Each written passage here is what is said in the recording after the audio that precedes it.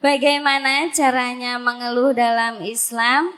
Karena mengingat kita hanyalah manusia biasa yang tidak terlahir di zaman Nabi dan kita pun bukan Nabi ataupun yang bisa meniru perlakuan kebaikan Nabi. Yang kedua, apakah mengeluh itu tanda kita tidak bersyukur Pak Ustadz kepada Allah? Mengeluh itu dalam Islam tuh ada beberapa bentuk. Ada mengeluh namanya niyahah. Niyahah. Ha-aha. Niyahah. Apa itu niyahah? Niyahah itu meratap. Kayak gimana niyahah? Niyahah itu kayak berandai-andai ke masa lalu. Nabi SAW melarang kita mengatakan lau. Itu salah satu bentuk niyahah. Mengatakan kalimat lau. Coba kalau seandainya. Itu kalimat niyahah.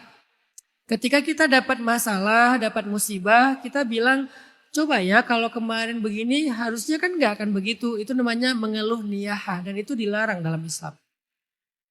Mengeluh niyahah itu dilarang dalam Islam.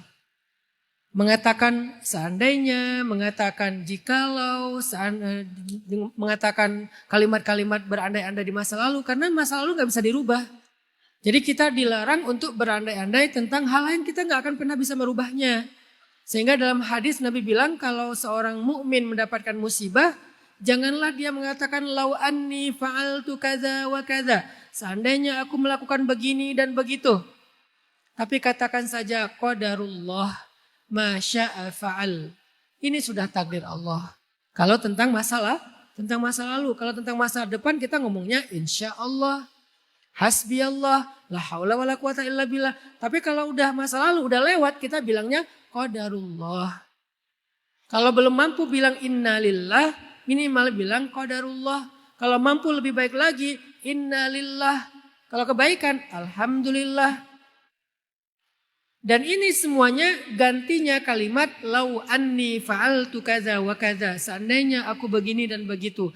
Jadi itu namanya niyahah, berandai-andai tentang masa lalu. Gak boleh. Kehilangan keluarga, orang tua, pasangan, anak. Lalu kita niyahah.